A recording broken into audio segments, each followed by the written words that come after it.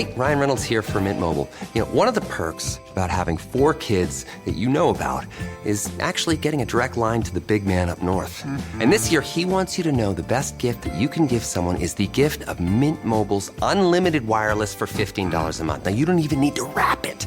Give it a try at mintmobile.com/switch. Upfront payment of $45 for 3-month plan equivalent to $15 per month required. New customer offer for first 3 months only. Speed slow after 35 gigabytes if network's busy. Taxes and fees extra. See mintmobile.com. Ever find yourself bored or trying to kill time? We have finally found a solution for you. Royal Match. Don't believe me? Let's hear what people say. Royal Match is such a fun puzzle game.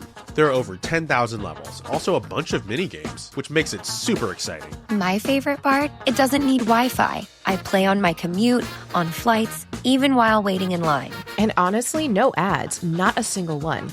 That's why I'm so into it.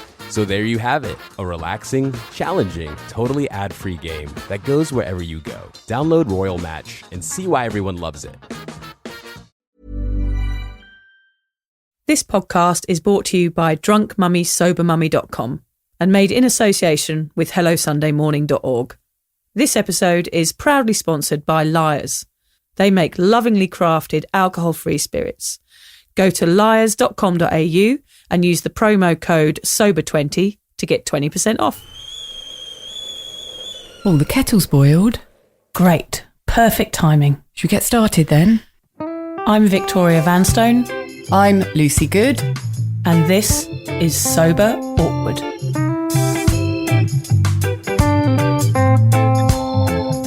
Right, Lucy, over to you.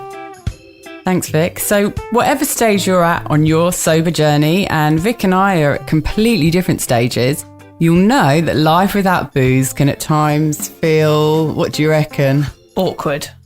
Lucy and I invite you to listen to our podcast where we discuss the realities of sobriety, the good, the bad, the ugly, and the cringingly embarrassing. Our honest and open chats will help you discover what it really means to be sober. Yes, we're here like a dodgy bottle of port from your nan's drink cabinet to take the edge off sobriety. And together we can learn how to feel the awkward and do it anyway.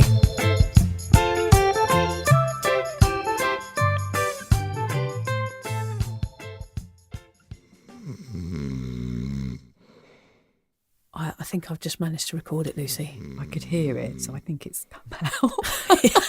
We're just a bit creeping around the studio today because Alan's fallen asleep on the couch outside. Snoring. So we just thought we'd try and record him, which I think I may have managed to do. So yeah. We're so immature, aren't we? I mean, but it is funny. It's funny. I find he's fast asleep. I think he's been surfing too much. And I think he's actually annoyed with us, Lucy, because we didn't mention the fact that he had a different pair of shorts on. And he's got his 4 favourite best and less pairs of shorts, which are 4 exactly the same shorts that he wears all the time, and he bought a new pair which had a combat pattern on. He's not happy with us for not mentioning them. He thought we'd notice and he didn't. Poor Alan. No wonder he's ignoring us. He's probably just pretending to be asleep. Oh dear. Anyway, I presume we're recording. I think so. I've pressed the red button over there, so...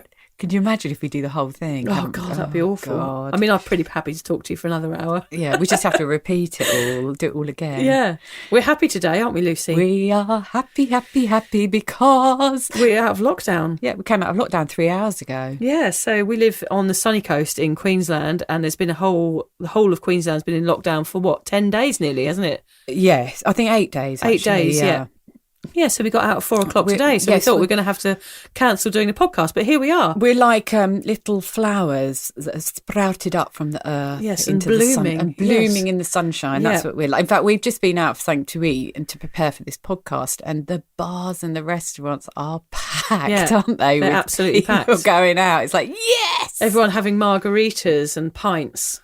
Not that we noticed. Not that we noticed, but we had a cup of peppermint tea, didn't we, Lucy? Well, I went mad and had you green. Went green, yeah. Yeah. And we talked very briefly about how we weren't jealous of those people because we knew we're not going to have hangovers tomorrow, and they are. Yeah, I said, Vic, there's going to be a lot of hangovers in the morning. You know, Monday morning, people are back at work. Yep. And we will be very, very smug. We will be tutting at them as we pass them on the street. As if we've never had a hangover in our lives. I am superior.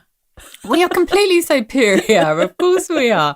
In fact, that's kind of what we're going to be talking about today, all the good things of not drinking, including not having hangovers. Yes, that is one of our favourite ones. So, what are we covering today, Lucy? We are covering the surprising good bits of sobriety.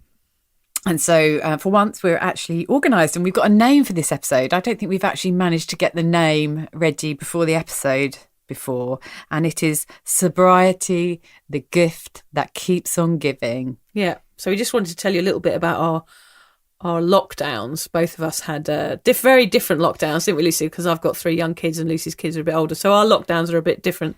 How was yours? Great. Yeah. I'm sober. I love a lockdown. Yeah. Within about 3 minutes of it being announced, I was lying comfortably on the couch with the TV on, relaxing, thinking, nice. Here we go. Yes, sober people love a lockdown. We do love a lockdown. Look, it was fine, actually. This one was good. We're getting the hang of them now. First of all, it was only going to be 3 days. Yeah. And, I think we all knew it was going to be extended because this Delta variant can't be contained as easily. I did work. And also I worked from home anyway, so it didn't change very much for me, except the gym was closed. So I had a good excuse not to exercise. Nice. And my teenagers were really good and really respected the lockdown rules this time, which is really difficult for teenagers. They want to be out and about. It's hard to keep them in. I was really proud of them. Oh, good. So, lockdown was okay, but I was glad that we were able to get out of it and get here to chat tonight. Yeah. Mine sounds a bit different to yours. Yours is very I've still got to do different. homeschooling and all that sort of thing with a 2-year-old running around, which was a nightmare. So I spent a lot of time playing hide and seek, which was generally me hiding for a very, very long time in a cupboard for and no one hours. seeking. Yeah, no one finding me. My brother and my cousin used to do that to me. Just if you're listening, Terry and James, they always feel so guilty about that. Yeah, never coming to find you. Never coming to find Isn't that me. mean? Yeah. So I just hid in various But your places. kids do it to you. What does that say about you as a I know. mother? I was just hiding. I just couldn't cope anymore. So I just had to have a few timeouts here and there. Oh, so you went and hid, but you didn't actually tell them you were No. playing hide and seek. No, I just went and hid. You were just hiding, basically. I was just hiding on my own in the corner. I wish I'd thought of that one when my kids were young. I started to wonder whether one of my children might be a bit of a psychopath, though. I mean, when is that? I don't know. When they can draw a perfect circle, isn't that when the first sign of being a psychopath is when you can draw? Yes, first sign of madness. Yes, the first sign of madness, isn't it? So I haven't done that test on her yet. But she was asked when she grew up, if she was going to be in the Olympics, what she would be. And at school, she had to name 3 things for her homework during the lockdown. And her first one's that she wanted to be a hairdresser, an Olympic hairdresser. And then she wanted to be a snake trainer. And then a third one that she wanted to be an Olympic angry person. And I was like, right, you've got that one down, Pat. Oh, yes. Yeah, well, I can see her talents young. Yeah, you've definitely got her pointing in the right direction for huge success. I wonder about her sometimes. She did a lot of drawing over the lockdown, and one of the pictures she passed to me, I said, Nellie, what is this? What have you drawn a picture of? And she said, Mummy, it's a pig dragging a girl. I just sort of turned away and didn't look her too long in the eyes because I was a bit nervous of being around. What have I created? A pig dragging a girl. Now that is a strange choice. But we have heard the inserts of your diary when you were younger True, as well. true. So I seem to remember does some take after amphibious me. comments happening there. But look, we're talking about... Porcine. Yes, exactly. Rather a porcine day. Look, we are talking about lockdown. So anyone who is going through it, because I'm sure there's lots of people who are in lockdown still. I know that over here in Australia, we've got Sydney in lockdown. There's lots of people in isolation in the UK, and wherever you are in the world listening, you might be in lockdown. You might be expecting another one soon, because I think we'll probably have another one soon here. Yeah. It is really hard sometimes when you're trying not to drink in lockdown. I had an email from a colleague of mine who said, hope you're coping in lockdown, ... bring out the wine. It seems to me that lockdown and alcohol are coming hand in hand now. And I think a lot of people's problems with alcohol have exacerbated during lockdown. So I guess whilst we're having a laugh about it and sharing our experiences, I would like to send out my thoughts to anyone who's trying not to drink or struggling with alcohol during lockdown and just say, yeah, I understand how hard it must be. Yeah. And to let you know that actually doing lockdown when you're as sober as we are is actually really cool, because it's quite a content, happy place to be. Yeah, and it's like you can connect with your family and connect with your friends again in different ways. But, you know, there is something to be said for being sober in lockdown as well. I can understand why people would turn to drink, because it is a stressful time and you are, you know, in the small confines of your house and there's rules upon you. And it is stressful being at home with the kids all the time. But we're doing it and we're all right, and we're not completely bonkers quite yet. Well, not quite yet. Yeah, not quite. I do go and scream in a pillow occasionally. I'm going, yeah. Yeah, and I have to admit, I am looking forward to my kids going back to school tomorrow. I was like, score, yes, a day to myself. I can't wait. Yeah. They said to me, Mum, are you going to be lonely? Yeah. No. I do love you, darling. I also love it when you're not here, Yeah, as long as I know you're safe. Yeah. So, yeah, today's episode is called Sobriety, the Gift That Keeps on Giving. So, yeah, there are obvious, bloody, wonderful things that come hand in hand with stopping drinking. Perhaps the most obvious of those being the sheer bliss of no more hangovers. But today we'll be chatting about things that you might not expect, things we didn't expect, and they have made sobriety even more worthwhile than we could ever imagine. Very true. So hardened, long-time drinkers such as Vic and I, and possibly you too, used to live for booze. It's soaked into every part of our world and every part of who we were and how we lived, affecting everything, the standard of our lives, our health, our well-being, our personalities, our families, our work, our social worlds. So when you take it away, it stands to reason that everything in your life changes. And I mean everything. For us, many of these changes have been unexpected.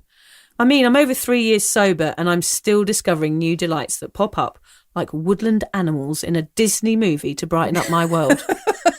That's incredible, Vic. Do they do the housework? I wish.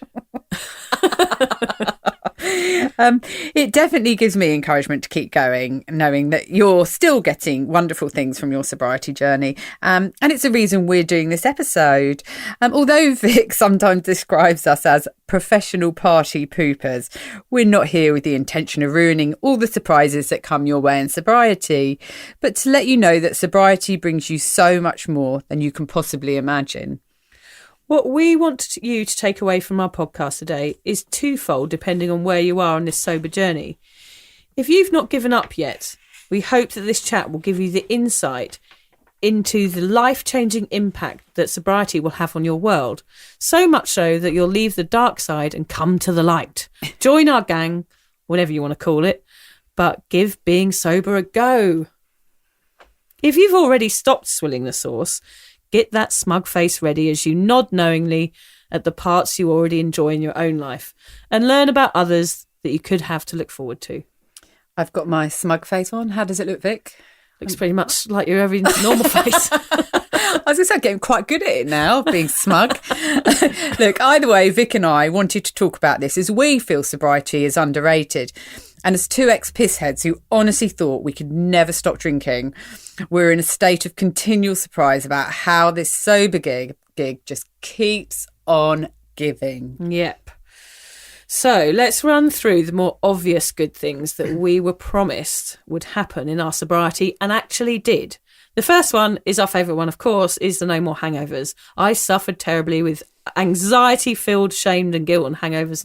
It was like the worst thing that I could ever experience in my life. Same for you, I guess. Yeah, we've talked about feeling like having to call like emergency and get picked up in an ambulance. And quite seriously, that's how we felt. They were bloody I would awful. rather have been in a hospital bed with a drip going into me, something that was curing that day, because those days were so bloody long, weren't they? Yeah, it was awful. Yeah, and we were just talking about it on the way here, weren't we? You know, we cannot get over why we put ourselves through that. So hangovers is top of the list of something that we were promised we'd get in sobriety. We don't get hangovers. We don't get, you know what I'm trying to say here. I know. We don't get hangovers and we love it. Yes.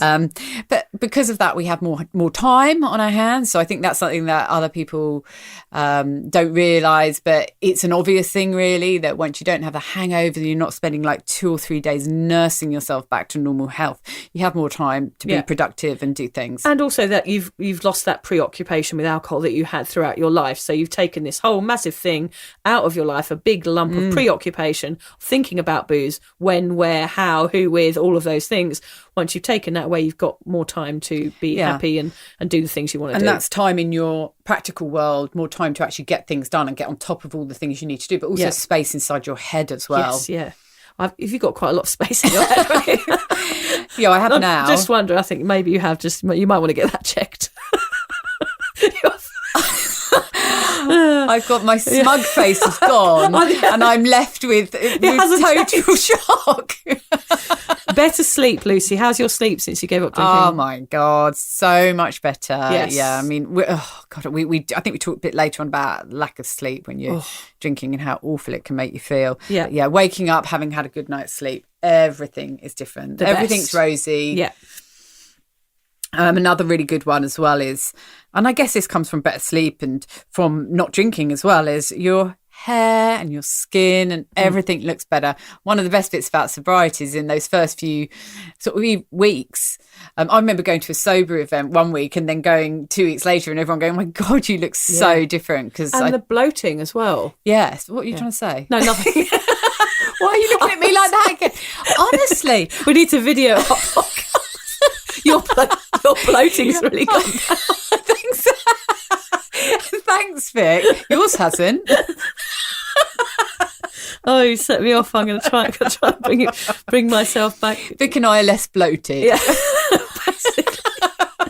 Although apparently I am still a bit bloated. Oh, God. More energy. Yeah, general more energy because you're not hungover and you've got a toxic substance pumping through your veins. So you're always going to have more energy and feel better generally. Yeah, I used to always get this dip in energy at sort of around 2:00 in the afternoon. Yeah. And I got that with my first part of sobriety as well. But that's gone now as I've got further into it. So things do change from when you first get sober as you get further into it. So if you think, I haven't got as much energy as I thought, wait, because it will come. And now, because I'm getting a decent night's sleep and I've got my energy levels up, I don't get tired in the day at all. It was horrible being tired because you get anxious with that as well. Yeah. And you eat loads of shit when you're tired. There's so many repercussions from that, aren't there? There is, yeah. More money, obviously. You're not spending as much money. Although, I don't know about... Yeah, well, maybe we'll take that one out because I just spend more money on stuff I don't need, probably. That's a bit like our last point that we've got on here, which is weight loss. Yeah. I don't know. I think we're kind of oversold on those two, more money and weight loss. And actually, who cares about weight loss when you're happy within yourself? Like, that's a bad message. We don't care about weight loss apart from the bloating. But, weight loss, everyone goes, I've given up drinking, I've lost loads of weight. But when you give up drinking, you've done that really major thing. Weight loss can come later if that's something that you feel is going to make you more happy, but that's not something that's important. I definitely feel about health weight. Is important. Yeah, I don't feel that I've lost any weight in sobriety, but I definitely have a healthier look about my weight as well. Whereas before I was kind of... wasn't drinking and I was eating crap and my body was just looked generally horrible, and now I don't think I've lost the weight, but I've just got a healthier look to my body, probably more toned because I'm exercising more. You're looking pretty buff. The other buff and bloated. Yeah. Anything else? Your face is bloated, your body's buff. But my face is also smug. Yeah, and smug. I'm not painting a good picture, am I? No. No, sorry, Lucy. Yeah, I think I might go and join Alan on even the though you're couch. bloated and buff, you're going to live longer. So I don't know if I want to now. Yeah. You're going to lower your risk of heart disease, liver failure, breast cancer, and all your tummy health and skin and all of those things. What are you trying to say about my stomach? Yeah. You're going to walk out in a minute and slam the door, aren't you? These are not related to you, just so you know. But the way you're looking at me, I feel that I they are. can't look at you now because I'm going to crack up. So yes, better moods and better memory. So all of these things are the obvious things that whenever you read an article about people giving up drinking, they're the go-tos. They're the reasons why you should give up. But for me and Lucy, those did come hand in hand with our sobriety. But there's also ones that were more surprising to us, aren't there? Yeah, they're quite funny as well. So we wanted to share them because we wanted to do a really happy podcast. Yes, because the next one's going to be dark. It's going to be horrible, the next one. So we're just being all cheery. But no, I think it's really important because one of the things that we were talking about earlier when we were discussing this podcast is that when you give up drinking, you honestly think that giving up drinking and becoming sober is about life without booze. And obviously that's what you think. It's about living your same life without booze, but it isn't that at all. Getting sober is about taking booze away from your life and living a completely different life.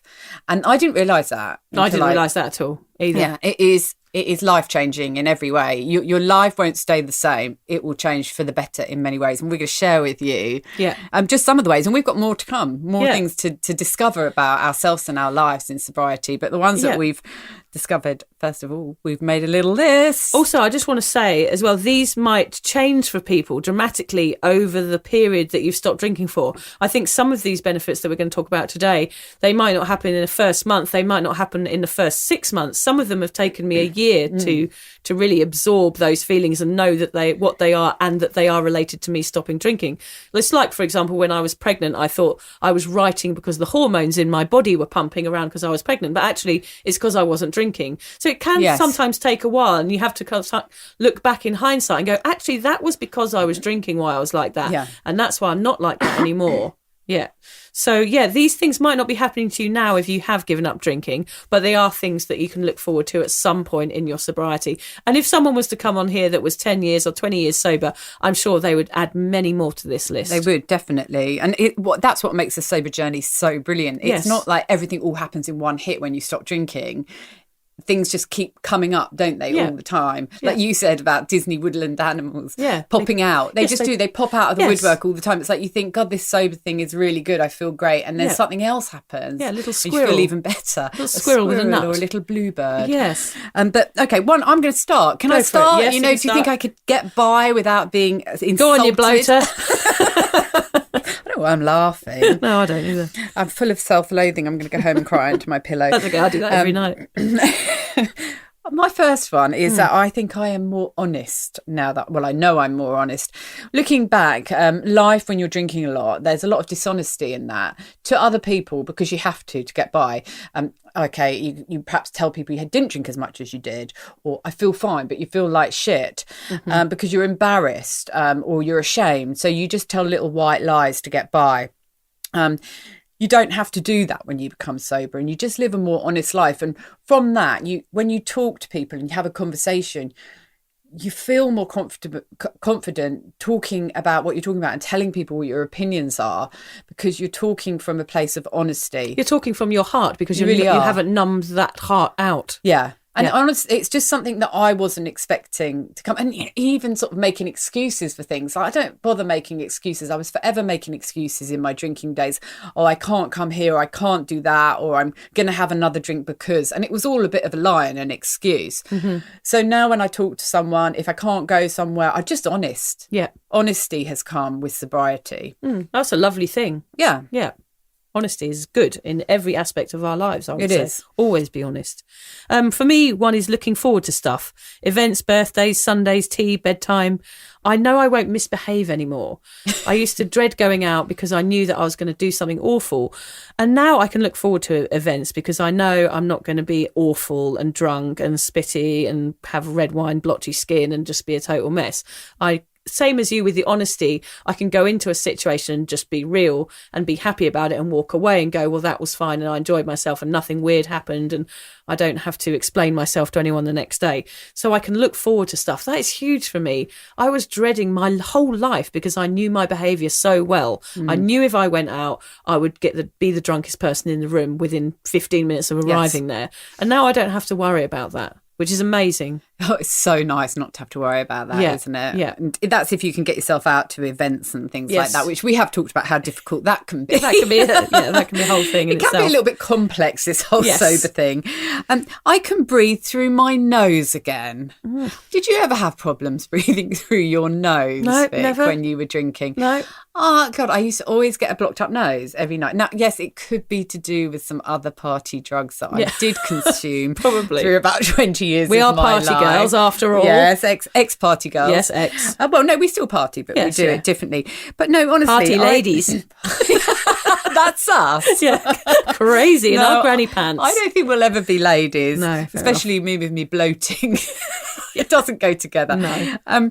No, but I did notice sort of coming to the end of my drinking years that whenever I drank, which was most of the time, I couldn't wake up in the night for a million reasons. But one of them was because my nose was blocked. Right. And I noticed that it was the nights when I'd been drinking a lot. So I actually looked it up online. And I discovered that it is from drinking. So before we did this podcast, I had a quick look and I've got a fact for you. Great. Alcohol has a natural effect in the skin, and that's why you feel warm when you start drinking.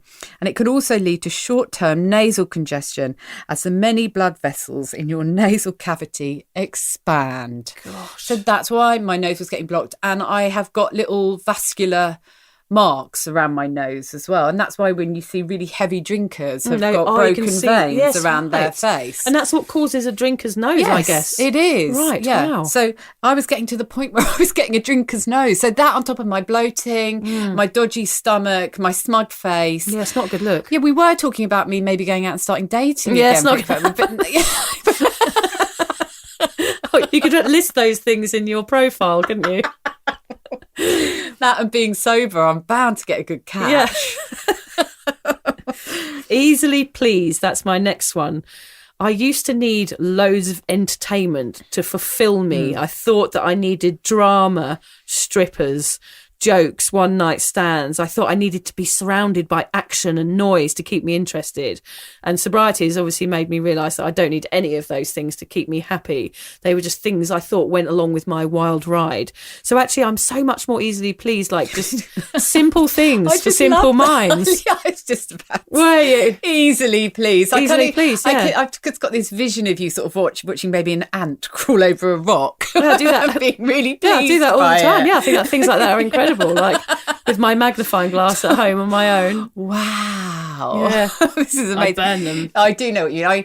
I get very excited about a piece of cake. Yes. I do like a nice piece of cake. I actually feel so excited about a cup of tea and a piece of cake like I never did before. Yeah, so easily and pleased. And it's great being easily pleased, isn't it? You don't need all of the... There's no expectation. Yeah, you just don't need all that sort of...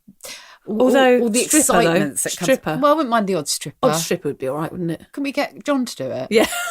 She's referring to my husband here. I can talk him into anything. Well, you can talk him into anything. He's very hairy, though. We were trying to get him to come put my TV up the other day. Yeah. He's like an ape. I'm not sure it'd be... I'm not sure we'd want to see it. I wouldn't mind. Okay, I'll tell him. Okay, all right. I've got a little bow tie, actually. I've got a few days free this week. Yeah, okay. I'll get him round Wednesday morning. Private showing. Private showing, love. Now, the next point, I really wanted to bring this up in a podcast. I'm glad we're talking about this. I'm going to call it too much love. And they're actually your words that I've used, Vic, because it was really funny. The other day, I phoned up the local clinic to get my vaccination done. And it took ages to get through. But then the lady answered the phone. She was clearly really busy, but she was really kind and she booked me in. And just before we sort of said goodbye, I was overcome with a sense of sort of gratitude for the work that she was doing, and I had to profusely thank her for you know, and tell her what a wonderful job she was doing being part of this vaccination program. And then I put down and I felt like such a dick. Yeah. And I messaged Vic and I said, I've just told the vaccination lady what a wonderful job she's doing, and I feel like a right Wally. And Vic messaged me back and she said, too much love. And it just made perfect sense, because when you're sober, you are bursting with love for people. And I am now 10 and a half months. And this is something that's come to me in the last couple of months. I see the best in everyone. I might watch a true crime drama on Netflix. You know, are they innocent or guilty? They're always innocent. Oh. I always see the best in people, and I love people. That's nice. And we actually talked about it. Why don't you say what you... Well, we're talking about the funny things we do, and I went on the dole once when I was... the dole is for Australians. Yeah, for Australians, like on benefits, I guess. Yeah. When I was sort of 20 years old in England, and I hadn't been on the dole before. I hadn't had any benefits from the government. And we were laughing because I actually wrote a letter to the government when I was 19 years old to thank them for the free money that they sent me. What a nice person I am. Yeah. I just feel like things like that I do go a bit soppy over, because I just think it's nice that people would do that to support you in your time of need. I mean, I might be completely misguided. I absolutely agree with it, and I love the fact that you did that. And on my other business, for my business, not my other business, Beanstalk Single Mums, I do a podcast, and I often speak to Services Australia and the ATO, and I'm often thanking them profusely for what they do for us as a country, and say how lucky I feel to live in such a wonderful country. But how I would describe that feeling of too much love is like sort of microdosing ecstasy. Which you shouldn't do. You of shouldn't course, do it. But what I'm saying right. is that, you don't need to do drugs. Yes. Just get sober, because it feels like you are doing them. You feel so full of love and happy. And you don't have the come down. You don't have the come down. But it's not that overwhelming feeling. Yeah. But it's just, you feel love. It's the natural high of sobriety. It is. Yes. Yeah. And you just love people around you. Yeah. That comes to my next point, which is being able to absorb nature. I know, it's crazy. I love this. I like licking leaves, sipping from puddles on my own.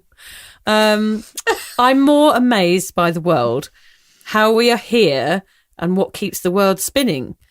I still can't quite imagine staring at a star for too long, because I find that all a bit overwhelming. But I appreciate the miracle that humans live on this planet and how lucky we are. It helps me appreciate life a bit more. I don't want to numb that out with alcohol. I don't want to numb out that feeling of being alive. I mean, I mentioned it with my son choking a month ago, and, that as well. Things like that, things that big that happen that scare you. It makes you realise when you're sober how lucky you are just to be alive. I mean, it's a miracle, isn't it? Is it? Are you sure you haven't taken anything? Yeah. But this is us normally, isn't it? This is us naturally. Happy. Yeah, we're happy. The miracle of life. The miracle of life. Oh my God. Go on, next. Okay. Oh, mine isn't quite as profound, this next one. My breath doesn't stink. Actually, Lucy. Oh, here we go. Your breath actually does stink. Oh, really? No, you're right. Yeah, look, not only does my breath... We are 1.5 metres apart, yeah, so I can't smell. We're very close. But your feet, on the other hand. Carry on. Anything else? No. Anything else while you're at it? I was going to say I smell less in general. You just smell when you drink a lot, don't you? Don't you think you stink when you drink? Especially when you smoke. You stink when you drink. And when you smoke, because I always used to smoke when I was drinking as well. And you just, and not just while you're doing it, but the following morning, often for 24 hours afterwards. It's disgusting. I mean, my daughter's 18 and I went into her room the other morning and she was in bed with her boyfriend. And that smell afterwards of them having had a few drinks the night before, it's this sickly smell. It's disgusting. Yeah, horrible. Awful. But funnily enough, I went online to get a fact about why we smell when we drink. And this did make me laugh. Alcohol is absorbed into your lungs, which is why you produce an odour from your breath. Your pores also produce an alcoholic scent that can make your body stink. Oh, lovely. I thought that was really funny. Yeah, there you go. That's another one, sober dating, You won't stink if you go on a sober date, so that's important. Yeah, and if you're going for that first kiss, you don't want to stinky. Won't smell either.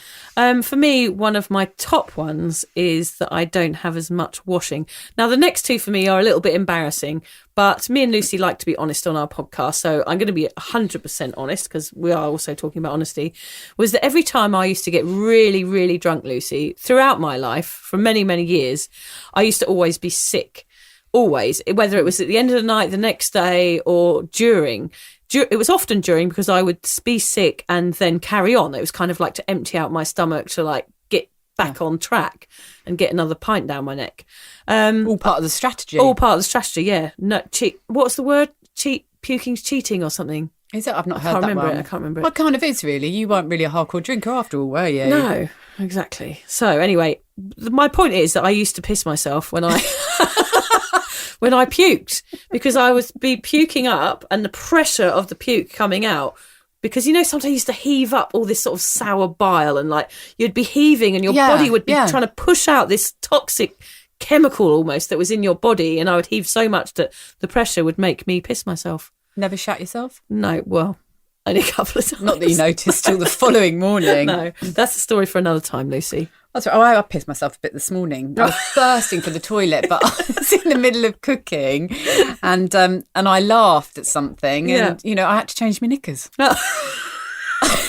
Do you think it still happens? It still happens in sobriety. I've had kids. Oh dear! I'm nearly 47. I'm shaking my head. Right. Yeah, it's okay. I'm not sure we should talk about it on incontinence pads flashed in front of my eyes at that point, and I thought, I'm into another phase of my life. The time has come. I needed incontinence pads early on in my life. So basically, Even though Lucy does have to change her knickers quite a lot nowadays, I don't as much, so that's my benefit. Not as much, no.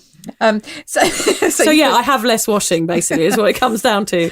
I'm not often sick on anyone either, so I don't ever have to pay for anyone else's dry cleaning, so that's also good. Yeah. Which I used to happen occasionally. Yeah. It's expensive dry cleaning as well. Yeah. And a bit embarrassing to have to do it because you've thrown up over someone. Yeah. Mine's a bit like one of your other points, actually. I am more eco-friendly and kinder to animals. Oh, I hate us so much. I know.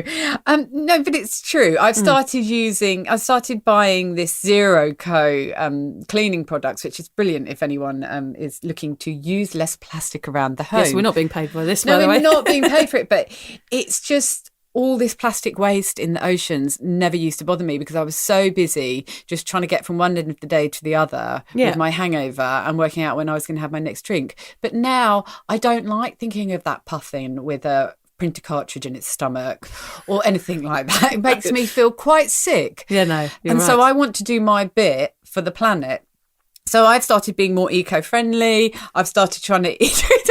He's just laughing her head off at me. Oh, just the puffin with what in it? Have you not seen that on TV? No, it just sounds like a massive thing in a tiny puffin. It is. I don't want to know. Look it up online. Okay, can you send me the link? You will see the picture of the puffin with a printer cartridge in its stomach. Oh, that's awful. It's awful what these poor birds, the plastic. Anyway, I'm not going to go. Don't get me started. Okay, yeah. But I never really gave a shit. You know, I was aware of it, but I was too worried about myself. I was just too selfish. I'm worrying about where the next drink came from. And now I worry about the planet. No, you're not selfish. But I'm like you, Vicky. I look around and I see the world and I think, isn't it beautiful? Don't we live on a beautiful planet? Yeah. And I want to be part of keeping it that way. Yeah. And so I have become more eco-friendly. I've become kinder to animals. I try not to eat them anymore. And it's because I've got space and room in my head to make more educated choices. Yes. So it does all sound crazy, but it's true. No, but and it happens. It's something. It does. It's something that happens. And also, I think you watch a lot more television, which means you watch a lot more documentaries on, like dolphins being slaughtered in Japan and all of those things. Have you watched all those? Yeah, I can't eat fish. Yeah, and Cowspiracy and the fish one. There's all of these documentaries. And obviously, when you're sober, you don't go out as much. I watch a lot of documentaries. So I guess you're being influenced in those ways more as well. You are, yeah. I don't remember the documentaries. I mean, when Seaspiracy came out, I think that if I was drinking, I'd be like, I can't watch it because I'm too anxious anyway. If I watch it, it's going to really, really spike my anxiety. I'm just going to feel terrible. Yeah. But because I have clarity, I think I'm going to watch this. I'm going to educate myself. And that's where these decisions come from. Yes. And I'm really, really happy to be making them because I think they're really positive. I feel they're educated decisions. Yeah. Well done. Thank you, Vicky. You said that's the first nice thing you said to me in this Lucy, podcast. That is amazing. I feel like we're turning a corner. Okay, good. Yeah, we're friends again now. Well, you're making me laugh too much today, so I have to keep covering the mic up because I'm giggling too much. Okay, so less medical situations is one of mine. I don't have to visit the judgmental lady at Boots to get the morning after pill anymore. Obviously, before I was married. Boots, people will wonder what you're talking about. Yes, Boots there. The chemist in England. So for those Aussies listening, Priceline. I don't have to go to the doctors with any weird rashes. I don't get as many injuries. We are going to talk about the injuries a little bit deeper in our next podcast because our next podcast is entitled Risk, and that's about all the risks we took that when we were drinking, but we'll go into that next time. So obviously my obvious one with less medical situations was blowing my finger off with a firework. So there was a lot of medical situations I ended up in. One was picking mushrooms and a hill in the 1990s and breaking my ankle whilst up a hill and a beanie. So yeah, loads of situations like that I still get injuries here and there, but they're not quite as dramatic as my drinking injuries, Lucy. Yeah, I've got lots of scars over my body from my years of drinking and the damage I've caused to myself, and they're always a little reminder not to drink. But I was going to change the title of that one from less medical situations to no more venereal diseases. Maybe you, but not me, young lady. You've still not got me. a chance, Lucy. I'm married, so I won't have the chance to get any more STDs. I have to admit, I'm glad that I don't have to have any more of those STD or STI checks. You're going up the clinic, love. 25 years of doing that is just too much. Yeah. So we don't have to do any of those humiliating walks of shame anymore to those clinics. Yes, we don't waste their time as well. I mean, I'm sure they've got better things to do than have to look after us and all our drunken injuries. Exactly. They've got a lot more bum holes to look up. Yeah. Okay. Next. So the vision in my head. Sorry. I only have to watch Netflix shows once because I have said it before on this podcast and I'm really quite ashamed to admit it, but I also think it's a bit funny now that I'm out of it.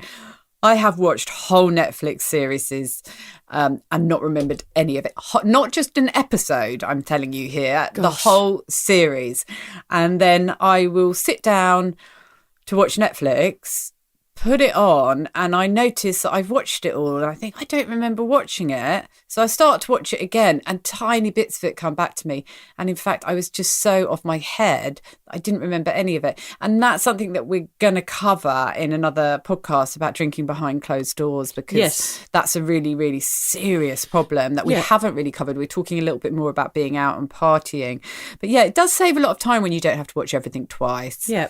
And I think that drinking behind closed doors is, I think it's almost, I know we talk about socially acceptable alcoholics, which I guess I was, and you were more of a behind closed doors drinker. At the end I was, yeah. At the end you were. And I think it's really important that we do discuss that at some point. So to make sure that, they're different, those situations, but they really are the same. They're the same problem in a different disguise, and aren't I they? certainly think that here and now, with the lockdowns and everything now, in the past and still continuing into the future, especially here in Australia, a lot of people are drinking behind closed doors more and more. Yes. And it is a very real problem. And it was for me. It was really my downfall was getting, I got to the point where I actually wouldn't go out because I could drink more at home. Yeah, so that alone drinking is taking it up a notch almost, It isn't is, it? it takes it to another level. And, that the fact that you can actually not remember a whole series of Netflix is a worry. There's a few series on there, though, to be honest, I wouldn't have mind missing out on. I've wasted,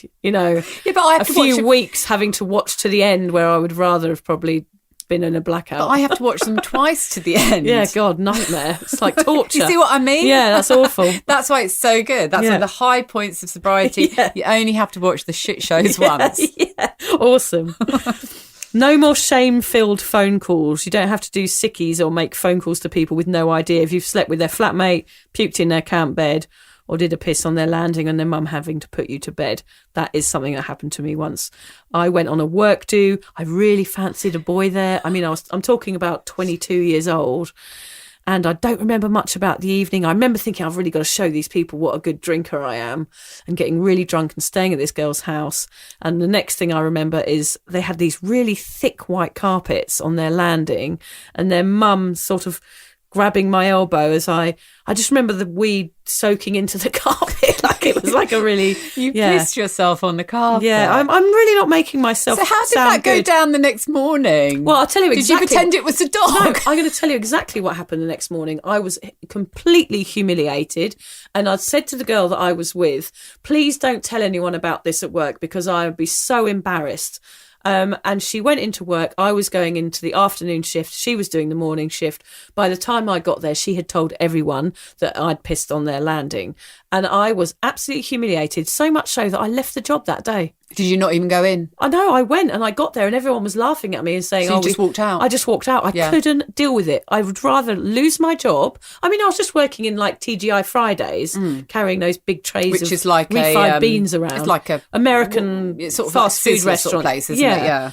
And I was so humiliated that I just couldn't even face it. I just walked straight out the door. And I'm with you. I mean, how humiliating though. Yeah. I mean, imagine doing that. Well, I mean, it's the sort of things that we were doing, isn't it? But also for people to jump on it as well. Everyone's drunk. Everyone's done something stupid. Nobody's perfect. Like, it was an awful thing for me to do.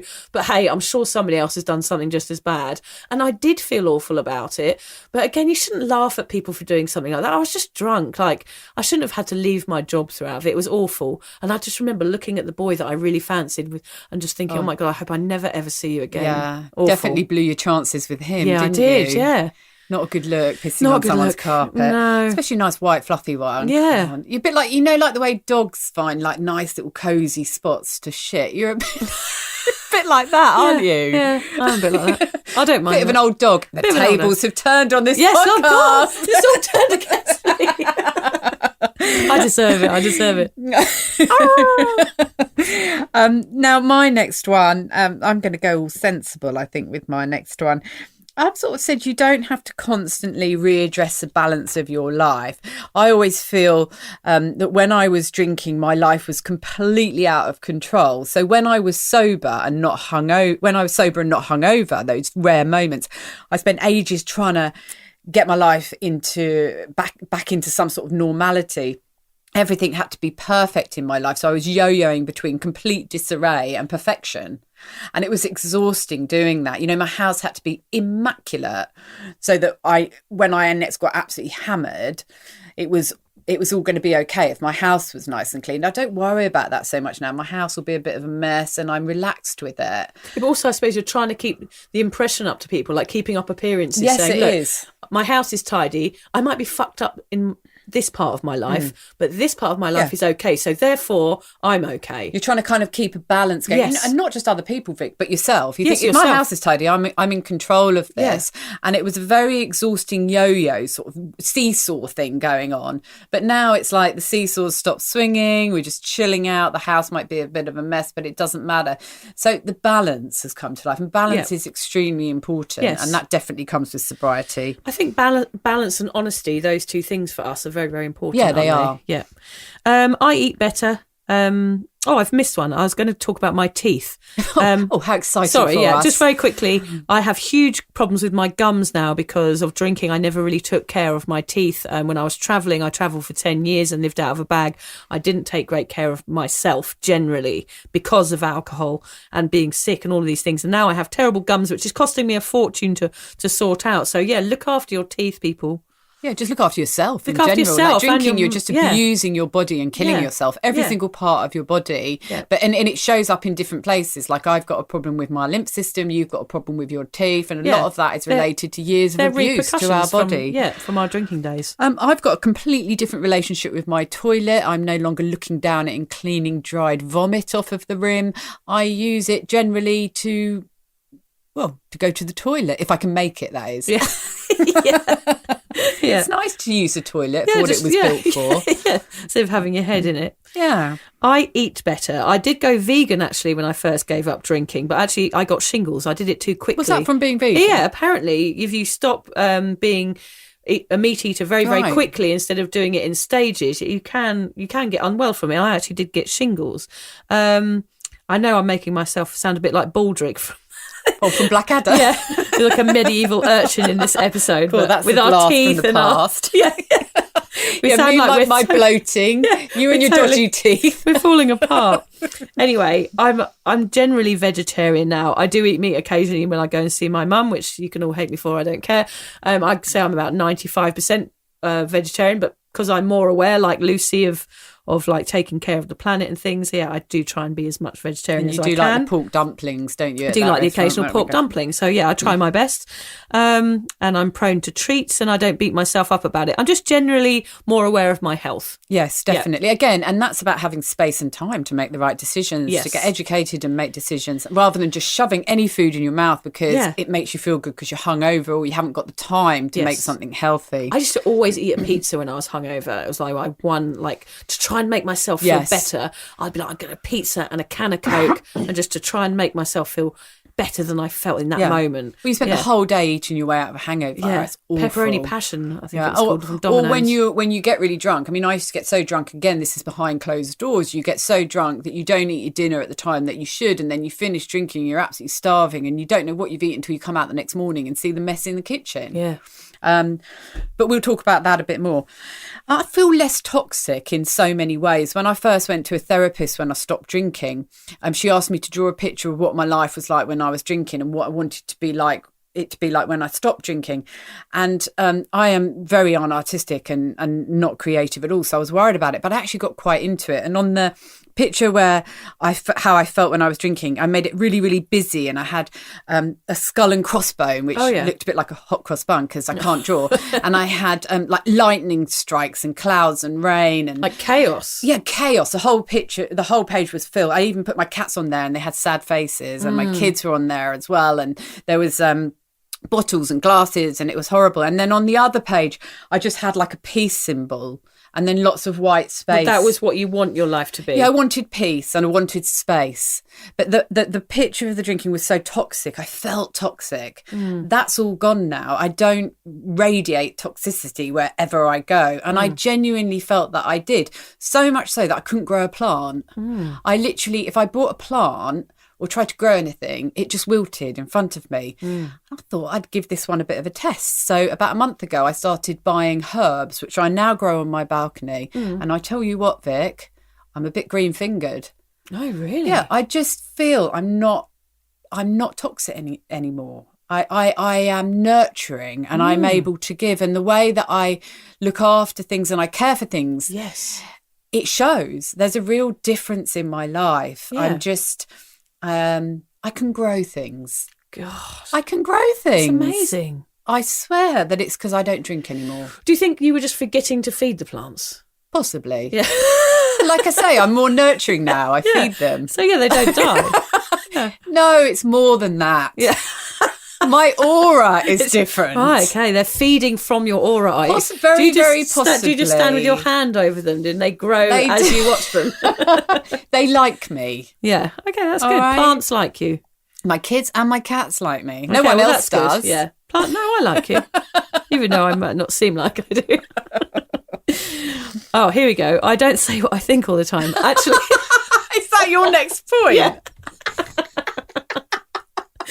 Well, I don't know whether I can I dread to think what you were like before. Yeah, imagine. Oh my God. Right, God be shit. Okay, I am maturing in lots of ways, realising that I don't like confrontation, learning different ways to deal with drama. I walk away unless someone gives me a narrow-minded opinion on gender equality, gay rights, sobriety, or any of those things. Otherwise, then I might jump on your back. Other than that, you're really open-minded. No, I'm open-minded on those things, but anyone says anything against those things, then they've got trouble. If somebody especially tells me if they eat limballs out of the fridge, then I do get very, very annoyed. Yeah. But I don't get annoyed. What I'm trying to say is here, I don't get annoyed about things as much. I can sort of realise in the grand scheme of things, if I am annoyed with something, I can try and put it in a box and put it away rather than venting over it and causing drama around it. I think that's what I'm trying to say. And also about having acceptance. So accepting that other people have different opinions, and that's okay. And sitting back and just like letting the argument go on and saying, well, actually, I don't want to be part of this because this is toxic and I'm not part of this anymore. Yeah, I feel like that as well. It's healthy to step back, I think, and I don't think I did that as much before. I mean, I don't mean I got in arguments a lot. I didn't. I've never been a person that argues, but I got wound up by things a lot. And now when I see people getting wound up about minor things, I think, gosh, just... we're lucky to be here. We have these amazing lives. Like, these are small things. There's people a lot worse off than we are, especially in lockdown.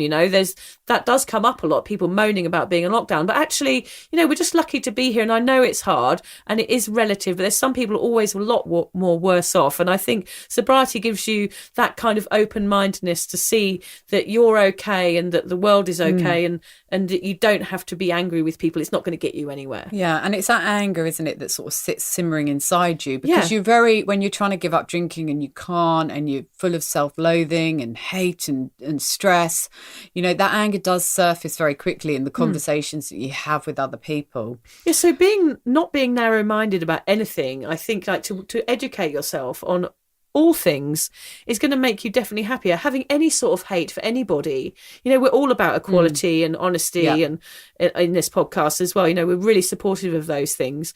And for me, when I see people having hatred, I almost feel sorry for them, because I know that would make you drink for a start, having that hatred in you, but also it's going to make you unhappy. Will we talk about the politicians? No, you can't talk about that. That's not allowed. Politicians is not allowed. Okay, we won't tell them. No. Can't go there. I can go out in public now without worrying about seeing people who have witnessed me off my rocker. Yeah. I did, this used to happen a lot. I live in a sort of small town in quite a large space, so you see the same people over and over again. And, there are so many times this has happened to me, and times when I haven't known it's happened because I don't remember even seeing the people when I was drunk, but they probably know me and antics I've got up to. And that's one of the reasons I didn't really like going out of the house, because I was just too embarrassed about seeing people who saw me drunk. I can remember once going to my local nightclub, and I was so hammered that the nightclub owner actually gave me a lift home, which I know is terrifyingly scary because I didn't even know him. But he turned out to be quite a nice guy, because he did literally take me home. He must have just thought she is never going to make it home on her own. Oh gosh. And then I saw him in a queue at the bank the next day. That is just such an embarrassing thing, and I was queuing up in my work clothes, in a different life, and those kind of things would happen all the time, and it makes you not want to go out your front door. So that almost caused you to be a stay-at-home drinker.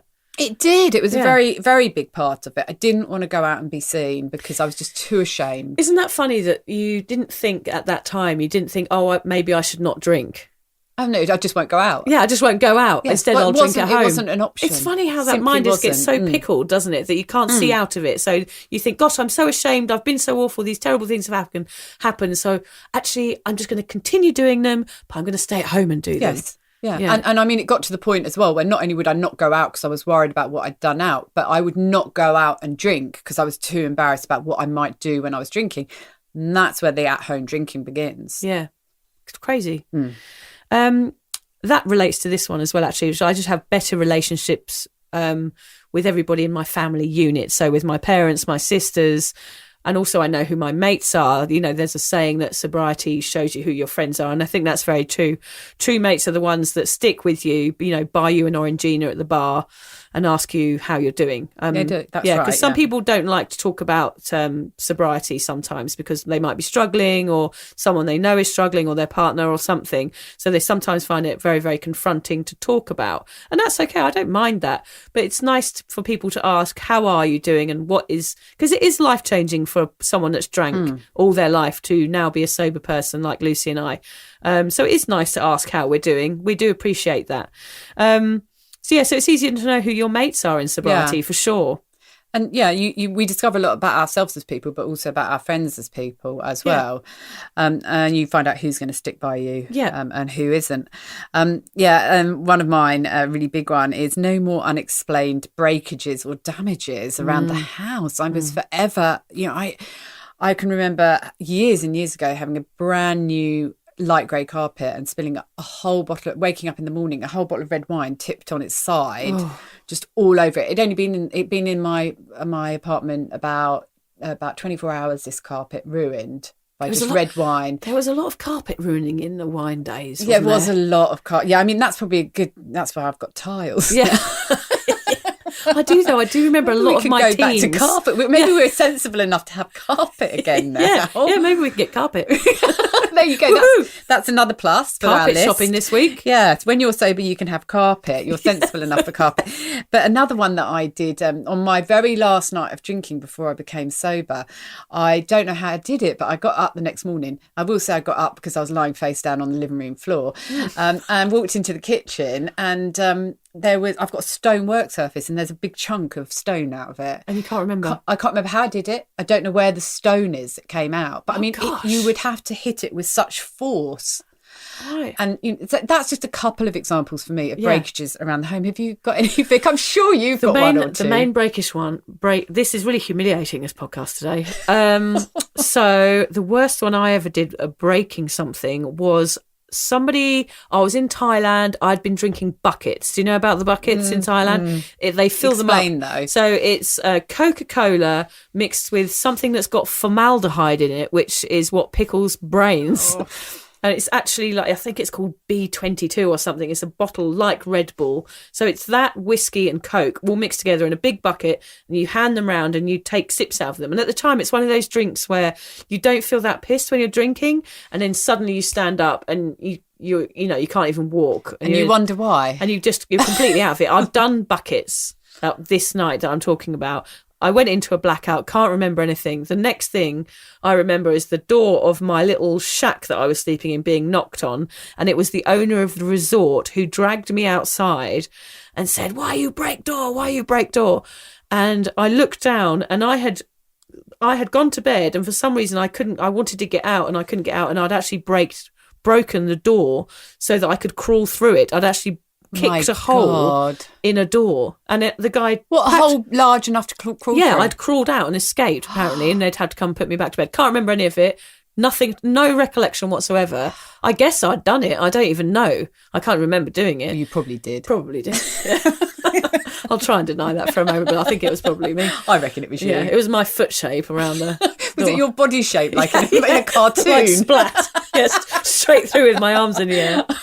But actually, the owner pulled me out by my ear and packed my bag for me and drove me out of the town. How humiliating. Oh my God, it was the worst. How awful. I can't even believe I've just told you that story. He actually drove me out of the town. Yeah, because it's like you were so awful that you couldn't be trusted in any of the places he's like, in town. Don't ever come back here again. You're not welcome. You're probably like a legend, I'm actually a past legend, the door breaker. I'm actually cringing about it now. I've got, let's not talk about that anymore. Yeah, no, that is, but yeah, so many breakages. And it's great just to wake up in the morning and all your furniture to be intact. But also, I know I'm cringing about it now, but that wasn't a sane version of me. That is not who I am doing those and sort it took of things like that for you to get sober. Exactly. I hadn't done those things. I'm sorry for that man whose door I broke, but anyway. My next one is waking up with a steady heartbeat. I wrote a blog post about this one. I'll share it actually at the end of the podcast. That is one of my favourite things, is just waking up and my heart not pumping out of my chest.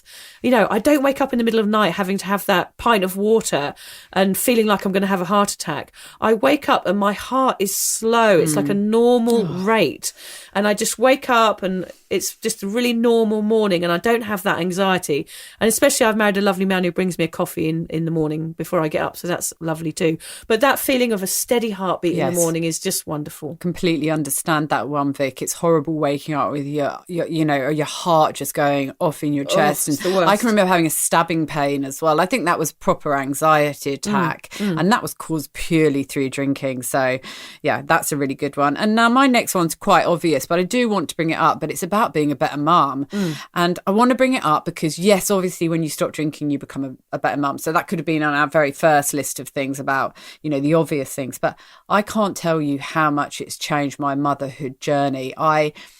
It's not so much about just being a better mum, it's about enjoying being a mum. It's changed everything for me and for my kids being sober. Yeah. And we've talked about the fact that I did it quite late on. They're both in their mid to late teens, and I know I've still got so many more mothering years ahead of me, and I am really looking forward to them as a sober person. Yeah, and also you've taken away that toxic messaging. We do go away, we do talk about that in our episode, Tequila Shots and Tiny Tots. We go over and reiterate that point because we are better mums. We're not perfect mums. For example, I went to an aquarium this week, and in the old days, I would have sort of been retching into the toilets. But this week I was enthusiastic about a fish. So things have changed. The thing is with the aquarium is they've got those kind of conveyor belts that go through tunnels. They used to make me feel a bit queasy when I was hungover. Yeah. I mean, I was always hungover doing stuff like that with my kids. And now I'm not. But we're not saying we're perfect because we hate that. I mean, I think we said our little saying, we're not perfect, Lucy and I. We're fucked up, but we're trying to do better. And that's what this podcast is about, is the saying that we are fucked up. These stories do represent us in our lives, but being better mums is part of who we are now and how we we've developed as parents since we became sober, and we can see the error of our ways. You know, I still see the errors of my ways this week in lockdown. You know, I shouted probably too much. I felt guilty afterwards.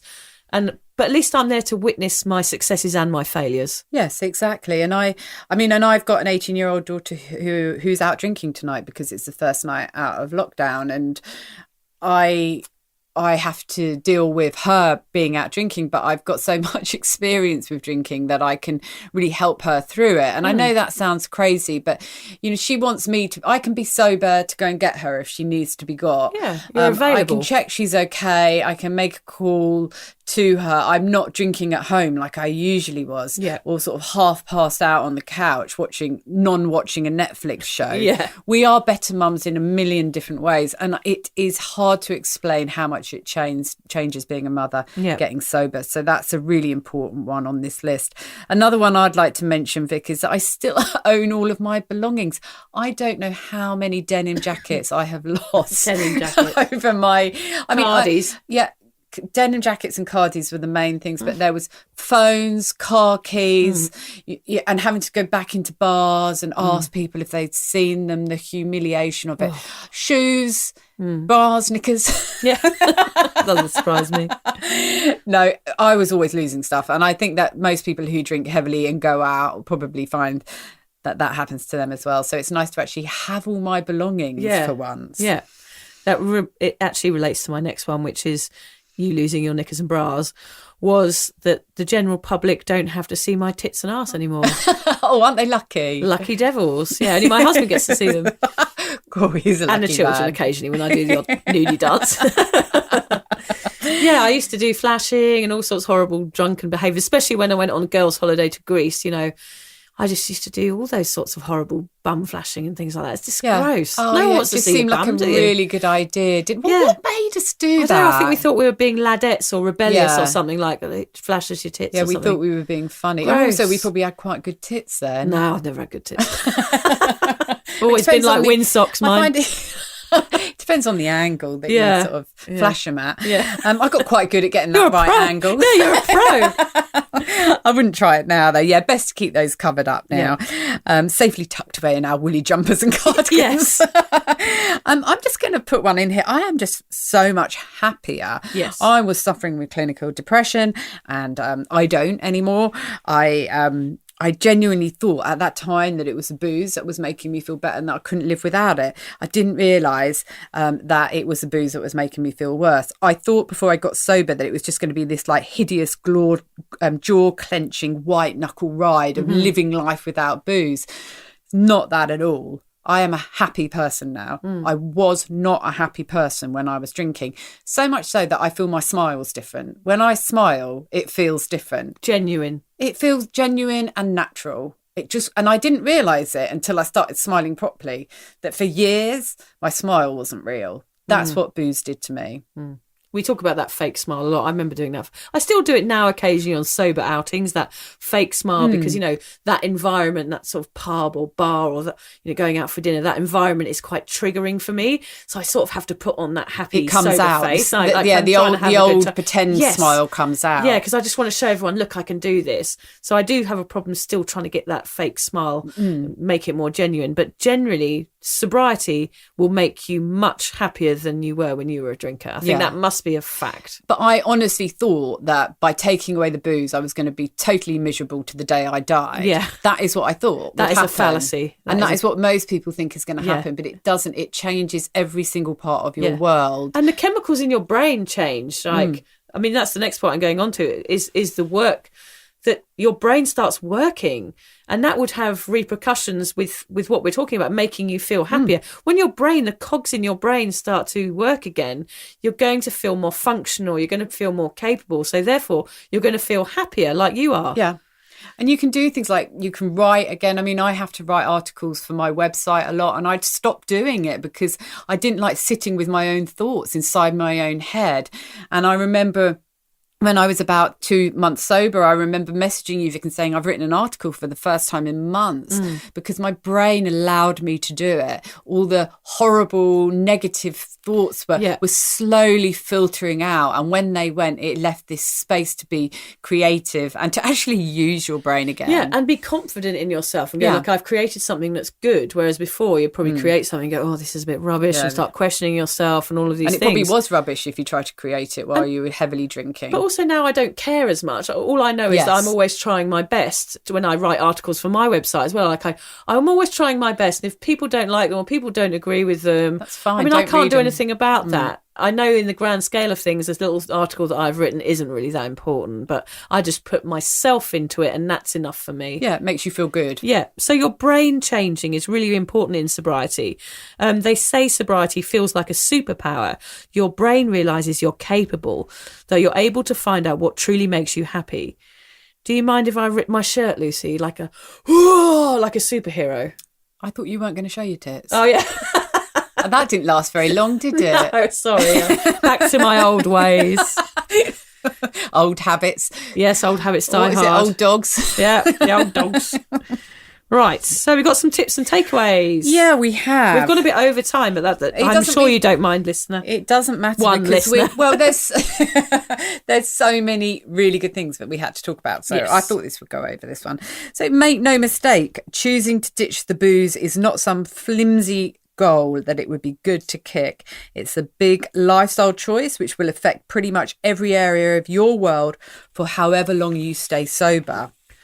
Although the thought of getting and staying sober might be a bit overwhelming, and even when you're sober you might feel drawn back to the dark side, the benefits of sobriety far outweigh the brief moments of false fulfillment that you get from booze. You can listen to us rattle on as much as you like, but the only way to really experience this beautiful box of complimentary treasures that sobriety brings is to stop drinking. Yes, sobriety is like a little mint wafer chocolate being left on your pillow every morning, isn't it? Oh, it is. Or that first cup of tea in the morning. Yeah. Yes. Sobriety really is a gift that keeps on giving, because the longer you stay alcohol-free, the better life becomes. And of course, the easier sobriety becomes too. It does get easier the longer you do it. And just remember, we were party girls that had deeply ingrained misconceptions about sobriety and sober people. But we are proof you can change and be happy with those changes. It's okay to be sober. It really, really is. Everyone's unique, and everyone's quest to quit booze is unique. We haven't ruined all the surprises about what to expect in sobriety, because you will have your own revelations. Vic and I have more to come, and we love looking forward to them and sharing them with each other whenever they happen. Feel free to share what you love about sobriety with us, however weird or wonderful it may be, by emailing Vic at drunkmummysobermummy@gmail.com. A common misconception is that sobriety is about living your normal life minus the booze. But it goes way deeper than that. Take it from us that sobriety makes life as good as it can possibly be. It's like running into the ocean naked, like dancing on a podium in a club, like the best sex you've ever had, but without having to do any of that. Confused? Try sobriety. Then you'll know what we mean. Yeah. Try it. Try it. Just give it a go. You'll like it. I mean, also, I would say this a lot to people as well. You've done drinking. I'd done drinking. Like, we have done it. We can't say we hadn't done it. Try something else. Yeah, give it a go. New. Even if you do it for a year, just try it and then see what happens after that year. Just give it a go. Mm-hmm. Yeah. You don't have to do the same thing and be the sheep forever.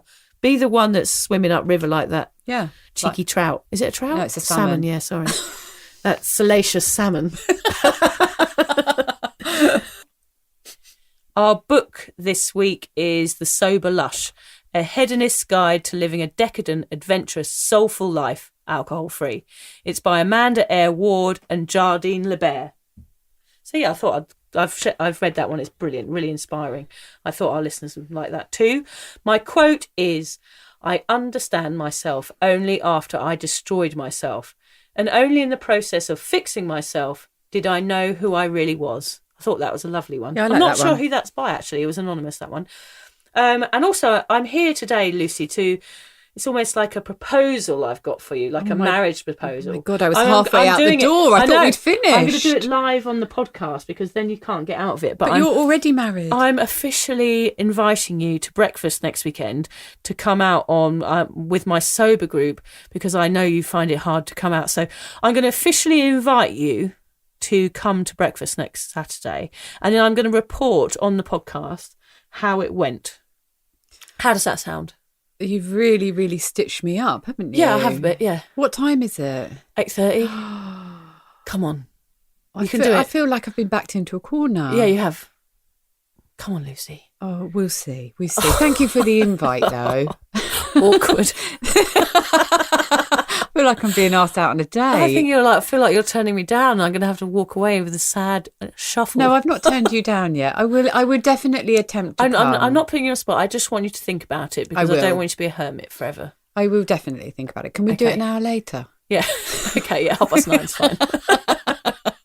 Thanks for listening, everybody.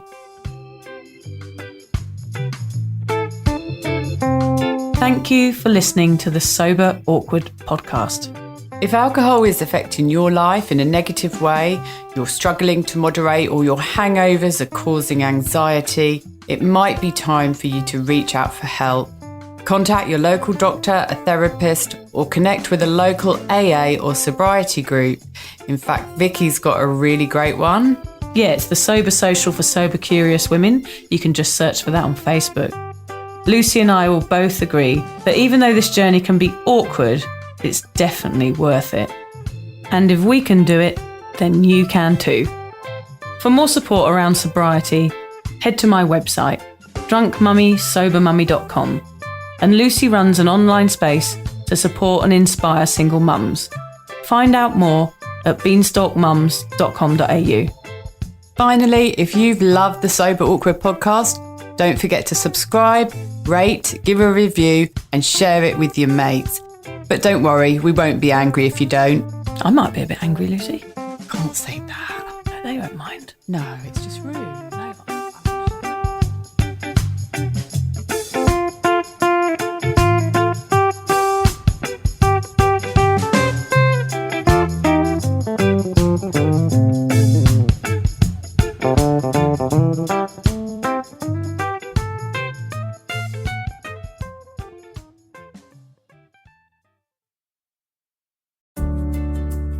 Hi there. I wanted to tell you about a podcast that I think every single one of you will benefit from. It's called Therapy Works, and it's hosted by me, Julia Samuel. I'm a best-selling author and psychotherapist. I invite you into my therapy room where I speak to either a known or unknown guest. Topics range from the difficulties of divorce, a life-changing illness, to the struggles of motherhood. Search Therapy Works now, wherever you get your podcasts, and subscribe to make sure you never miss an episode.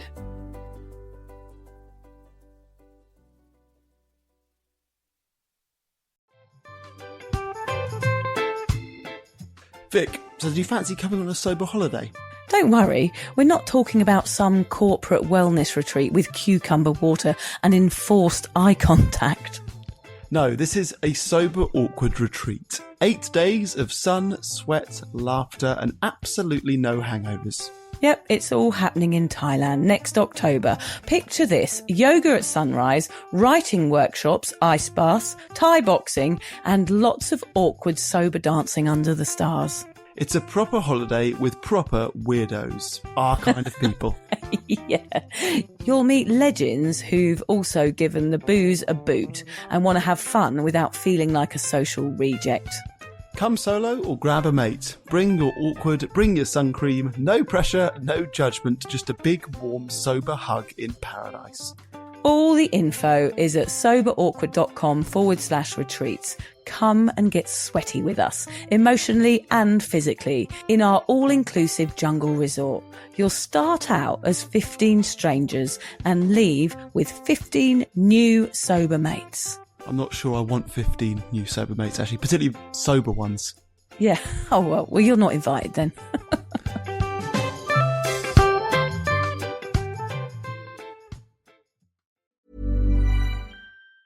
Want a secret to free holiday gifts? TikTok /and-free makes it real. Share a link, /the price to zero, free item, free shipping. Download and open TikTok, search /free, tap to join, and start slashing now. Acast powers the world's best podcasts. Here's a show that we recommend.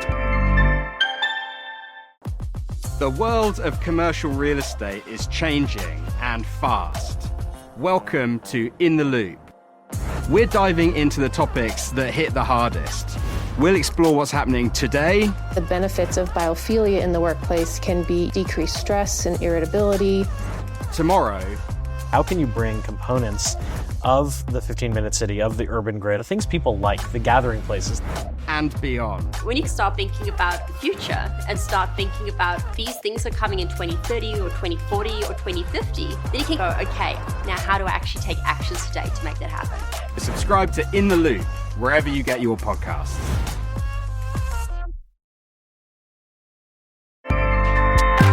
Acast helps creators launch, grow, and monetize their podcasts everywhere. Acast.com.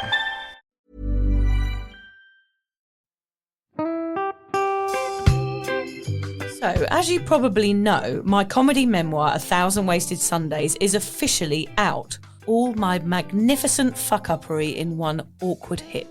If you'd like to get your hands on a copy, it's now available from all good bookstores. We always say all good bookstores, don't we? Yeah. Are there bad bookstores? No, it's probably ones with moody sellers. Oh yeah, really depressed librarian folk. Yes, okay, good. So there are probably some, but we're only storing it in the good ones. It's only made it into the goodies.